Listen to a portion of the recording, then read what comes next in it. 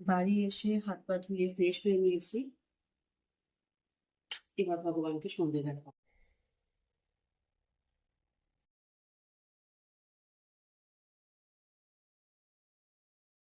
চলো কোনো রকমে গুছিয়েছি, এবার আলমারিতে সেট করে দিলে শান্তি।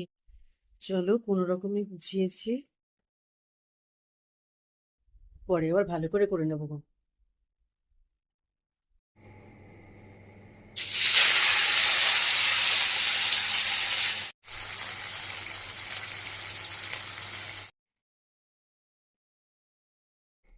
আমি আমার ডিনারের থালি রেডি করে নিয়েছি। আজ কিছুই নেই সেরকম। স্যালাডে রয়েছে শসা, কাঁচা পেঁয়াজ আর কাঁচা লঙ্কা। আর এদিকে করেছি উচ্ছে ভাজা, করলা ভাজা যেটাই বলো। এক পিস মাছ ভেজে নিয়েছি আর একটু আলু পোস্ত করেছি।